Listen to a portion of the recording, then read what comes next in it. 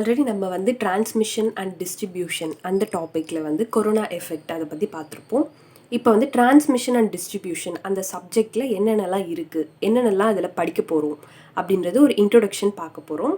தென் நம்ம இந்தியாவில் எப்படி வந்து நம்ம வந்து ஒரு எலக்ட்ரிசிட்டியை ஜென்ரேட் பண்ணி நம்ம கஸ்டமர்ஸ்க்கு எப்படி கொடுக்குறோம், அதை கன்சியூமர்ஸ் இப்போ இப்போ நம்ம வீட்டில் எலக்ட்ரிசிட்டி வருது இல்லையா, ஸோ அதெல்லாம் எப்படி நம்மக்கிட்ட கிடைக்கிது ஜென்ரேட்டிங் ஸ்டேஷன்லேருந்து அப்படின்றதெல்லாம் தான் நம்ம இப்போ பார்க்க போகிறோம்.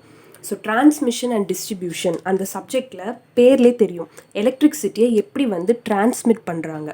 ஓகே, ஒரு ஜென்ரேட் பண்ணுற இடத்துலேருந்து எடுத்துகிட்டு வந்துட்டு அதுக்கப்புறம் எப்படி அதை வந்து டிஸ்ட்ரிபியூட் பண்ணுறாங்க கஸ்டமர்ஸ் கிட்ட.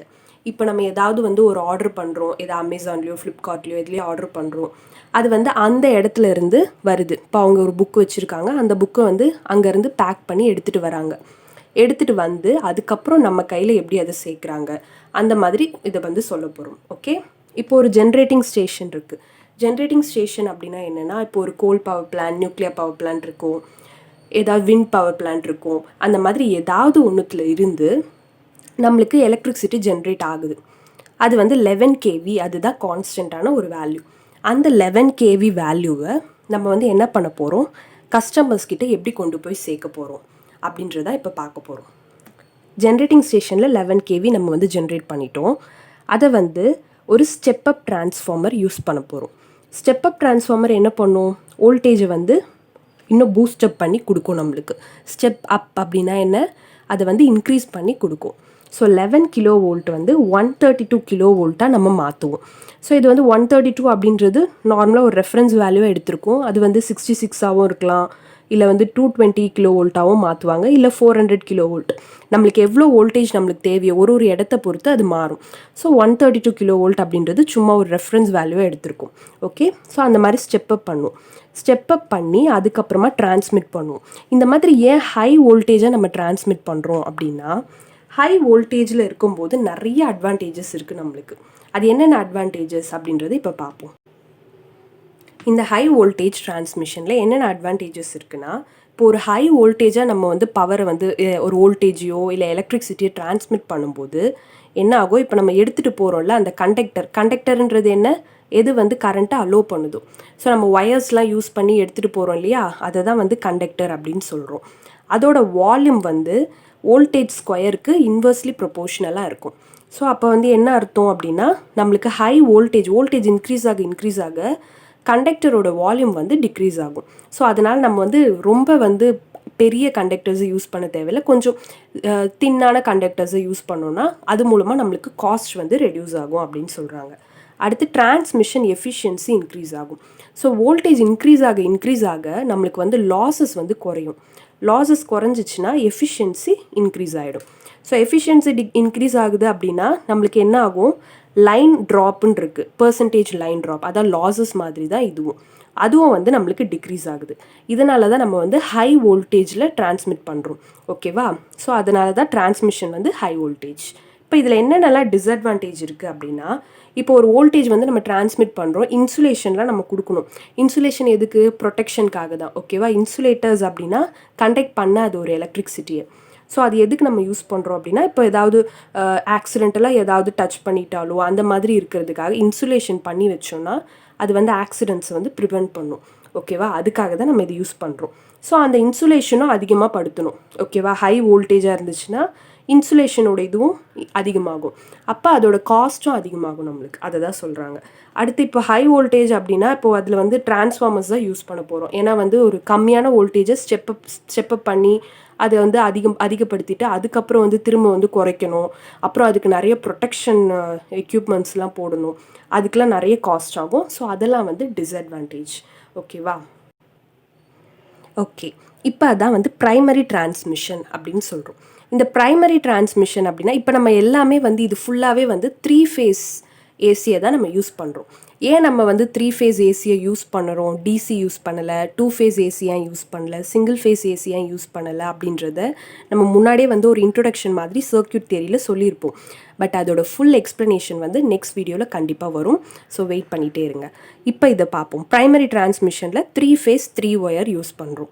ஓகே, அதை வந்து ஏன்னா 132 கிலோ வோல்ட் இருக்கு இல்லையா, அந்த 132 கிலோ வோல்ட்டை இதை டிரான்ஸ்மிட் பண்ணிவிட்டு ஒரு பர்டிகுலர் ஏரியாவில் போயிட்டு திரும்ப அதை ஸ்டெப் டவுன் பண்ணுறோம்.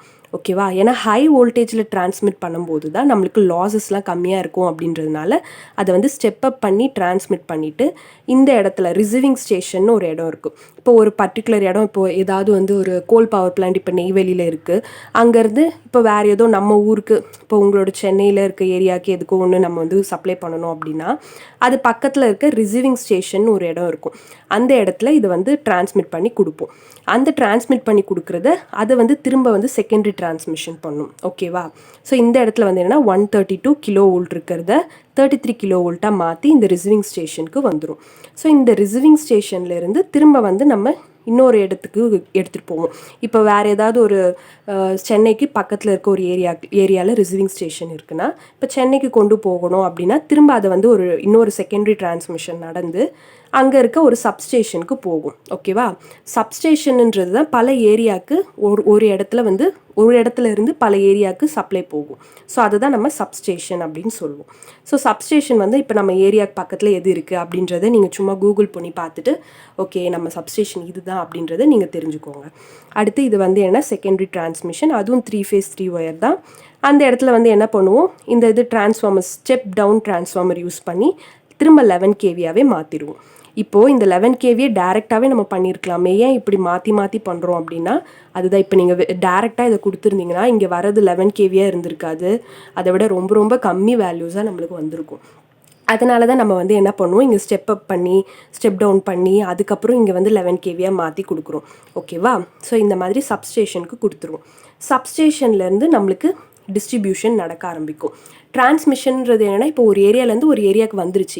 இப்போ வரைக்கும் யாருமே இந்த எலக்ட்ரிசிட்டியை யூஸ் பண்ணவே கிடையாது. ஜஸ்ட் இதை வந்து எடுத்துகிட்டு போய் கொடுக்குறது மட்டும்தான் இந்த வேலை இங்கெல்லாம் நடந்திருக்கு. இது வந்து கன்சியூமரால் எப்படி யூஸ் பண்ண போகுது அப்படின்றது இந்த சப்ஸ்டேஷன் தான் டிசைட் பண்ணும். இப்போ ஏதாவது ஒரு ஃபேக்ட்ரிஸ் இண்டஸ்ட்ரீஸ் இருக்குது, அவங்களுக்கு வந்து இன்னும் ஹையான ஒரு வோல்டேஜில் வேணும், 11 kV தான் அவங்களுக்கு தேவை அப்படின்னா அவங்க வந்து இந்த சப்ஸ்டேஷன்லேருந்து டேரெக்டாக எடுத்துப்பாங்க. ஓகேவா, அதுதான் ப்ரைமரி டிஸ்ட்ரிபியூஷன் அப்படின்னு சொல்லுவோம். அங்கேயும் வந்து என்னென்னா 3 ஃபேஸ் 3 ஒயர் சிஸ்டம் தான் யூஸ் பண்ணுறோம். ஓகே, ஸோ அதான் இண்டஸ்ட்ரீஸ் அதெல்லாம் இதை யூஸ் பண்ணிக்கும். திரும்ப இந்த சப்ஸ்டேஷன்லேருந்து நம்மளுக்கு நார்மல் டொமஸ்டிக் அப்ளையன்சஸ்க்கு வர்றதுக்கு திரும்ப என்ன பண்ணுவாங்க, ஒரு ஸ்டெப் டவுன் டிரான்ஸ்ஃபார்மர் யூஸ் பண்ணுவாங்க.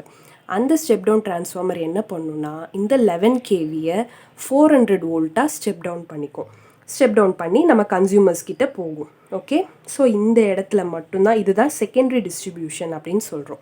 நார்மலாக நம்ம வீட்டில் இருக்க டொமஸ்டிக் அப்ளையன்சஸ்க்கு யூஸ் பண்ணுறது தான் செகண்டரி டிஸ்ட்ரிபியூஷன் அப்படின்னு சொல்லுவோம். அது வந்து 3 ஃபேஸ் 4 ஒயர் சிஸ்டம். ஸோ இப்போ இந்த இடத்துல வந்து டிஸ்ட்ரிபியூஷன் சப்ஸ்டேஷன்னு சொல்லுவோம். இந்த இடத்த 11 கிலோ வோல்ட்டை 400 வோல்ட்டாக மாற்றுறது. ஓகே, அது வந்து எல்லாத்த விட சின்ன லெவலான ஒரு சப்ஸ்டேஷன். ஓகே, அங்கேருந்து என்ன பண்ணுவாங்க, டிரான்ஸ்ஃபார்மர்லேருந்து ஒரு கண்டக்டர் மூலமாக எடுத்துகிட்டு வந்து எல்லா கன்சியூமர்ஸ்க்கும் கொடுப்பாங்க. ஸோ இங்கேருந்து எடுத்துகிட்டு வர்றது தான் ஃபீடர் அப்படின்னு நம்ம சொல்லுவோம். ஸோ அந்த ஃபீடர் வந்து டிஸ்ட்ரிபியூட்டர்ஸ் அப்படின்ற ஒரு இடத்துக்கு போகும். இப்போ இது வந்து டிஸ்ட்ரிபியூட்டர்ஸ் என்ன பண்ணும், அதுதான் கன்சியூமர்ஸ்க்கு கொடுக்கும். ஸோ இந்த டிஸ்ட்ரிபியூட்டர்ஸ்லேருந்து கன்சியூமர்ஸ்க்கு போகிறது என்ன அப்படின்னா சர்வீஸ் மெயின்ஸ். ஸோ இந்த டிரான்ஸ்ஃபார்மர்லேருந்து இப்படி வெளியில் வர்றது ஃபீடர்ஸ், அங்கேருந்து டிஸ்ட்ரிபியூட்டர்ஸ்க்கு போகும், டிஸ்ட்ரிபியூட்டர்ஸ்லேருந்து சர்வீஸ் மெயின்ஸ் மூலமாக கன்சியூமர்ஸ்க்கு போயிடும். ஓகே, ஸோ இது இப்படி தான் இங்கேருந்து ஜென்ரேட் ஆன ஒரு எலக்ட்ரிசிட்டி நம்ம வீட்டுக்கு வந்து இது மூலமாக தான் வருது. ஓகே, இப்போ நம்ம வந்து அந்த டிரான்ஸ்மிஷன் அதிலெல்லாம் வந்து பார்த்தோன்னா primary transmission, secondary transmission, primary distribution எல்லாத்துலேயும் 3 ஃபேஸ் 3 ஒயர் சிஸ்டம் அப்படின்னு சொல்லியிருந்தோம். 3 ஃபேஸ் 3 ஒயர் சிஸ்டம்னா என்னென்னா டெல்டா கனெக்ஷனில் இருக்குது அந்த 3 ஃபேஸ் அப்படின்னு அர்த்தம். ஓகே, 3 ஃபேஸ் 4 ஒயர் சிஸ்டம் அப்படின்றது எங்கே யூஸ் பண்ணுவோம், செகண்டரி டிஸ்ட்ரிபியூஷனில் யூஸ் பண்ணியிருப்போம். அது வந்து எப்படி இருக்கும்னா இந்த மாதிரி ஒரு ஸ்டார் கனெக்ஷனாக இருக்கும், RYBன்னு இருக்கும், நியூட்ரல்லேருந்து ஒரு சப்ளை எடுத்துப்போம். ஸோ இந்த மாதிரி இருக்கும். ஓகே, இப்போ வந்து நம்ம வீட்டில் சில பேர் வீட்டில் வந்து சிங்கிள் ஃபேஸ் சப்ளை தான் இருக்கும். அந்த சிங்கிள் ஃபேஸ் சப்ளை எப்படி எடுப்பாங்க அப்படின்னா நம்மளுக்கு வர டிஸ்ட்ரிபியூஷன்லேருந்து வரது 3 ஃபேஸ் சப்ளை தான். இப்போ ஒருத்தர் வீட்டுக்கு சிங்கிள் ஃபேஸ் சப்ளை தான் இருக்குது அப்படின்னா என்ன பண்ணுவாங்க, ஏதாவது ஒரு ஃபேஸ்லேருந்து இப்போ ஒரு ஃபேஸையும் நியூட்ரல்லேருந்து எடுத்து இந்த 230 வோல்ட் சப்ளையை வீட்டுக்கு கொடுத்துருவாங்க. ஓகேவா? இதுதான் ஃபேஸ் வோல்டேஜ் அப்படின்னு சொல்லுவோம். ஏன்னா ஒரு ஆறுன்ற ஒரு லைனுக்கும் நியூட்ரலுக்கும் இருக்க ஒரு வோல்டேஜ். சிங்கிள் ஃபேஸ் கனெக்ஷன் இருக்கவங்க வீட்டிலலாம் இப்படி தான் கனெக்ட் பண்ணிப்பாங்க. அது ஆர் இல்லை எண்ணில் இருக்கலாம், இல்லை ஒய்க்கும் எண்ணுக்கும் இருக்க வோல்டேஜாக இருக்கலாம். இப்போ இதிலேருந்து எடுத்துகிட்டு போய் ஒரு வீட்டுக்கு கொடுத்துப்பாங்க. திரும்ப வந்து என்னென்னா இந்த ஒய்க்கும் இந்த பிக்கும் எண்ணுக்கும் நடுவில் ஒரு வீட்டுக்கு எடுத்துகிட்டு போய் கொடுத்துருவாங்க. இந்த மாதிரி கொடுத்துருவாங்க. சில பேர் வீட்டில் நிறைய எலக்ட்ரிக் அப்ளையன்சஸ் இருக்கும். அவங்களுக்கு வந்து சிங்கிள் ஃபேஸ் சப்ளை வந்து பத்தாது. அந்த மாதிரி டைமில் வந்து என்ன பண்ணுவாங்க, அவங்களுக்கு இந்த 3 ஃபேஸ் சப்ளையை கொடுப்பாங்க. 3 ஃபேஸ் சப்ளையில் என்ன அப்படின்னு பார்த்தோன்னா 400 வோல்ட் இருக்கும். இப்போ ஒரு RYBன்னு 3 இருக்கு இல்லையா ஃபேஸு. ஸோ அந்த 2 ஃபேஸஸ்க்கும் நடுவில் இருக்க வோல்டேஜ் அதை தான் லைன் வோல்டேஜ்னு சொல்லுவோம். அது 400 வோல்ட் இருக்கும். ஓகேவா? ஸோ இப்போ இந்த 400 வோல்ட் இருக்குது. 400 வோல்ட்டை வச்சு நம்ம லைன் வோல்டேஜ் விட்டு ஃபேஸ் வோல்டேஜ் கண்டுபிடிக்கலாம் அப்படின்னு நம்மளுக்கு தெரியும். So phase voltage equal to line voltage by √3 போட்டோன்னா 230.94 வரும். ஸோ அப்ராக்சிமேட்டாக 230 வோல்ட் அப்படின்னு எடுத்துக்கிறோம். இந்த வீடியோ மூலமாக எப்படி வந்து எலக்ட்ரிசிட்டி வந்து ஜென்ரேட் ஆகி நம்ம வீட்டுக்கு வந்து சேருது அப்படின்றது கண்டிப்பாக எல்லாருக்கும் ஒரு ஐடியா கிடைச்சிருக்கும். இப்போவே போயிட்டு என்ன பண்ணுங்கள், சப்ஸ்டேஷன் உங்கள் வீட்டுக்கு பக்கத்தில் இருக்க சப்ஸ்டேஷன் எது, எந்த சப்ஸ்டேஷன்லேருந்து நம்மளுக்கு சப்ளை வருது அப்படின்றதெல்லாம் பார்த்து தெரிஞ்சுக்கோங்க. மறக்காமல் இந்த சேனலை சப்ஸ்கிரைப் பண்ணுங்கள். தேங்க்யூ.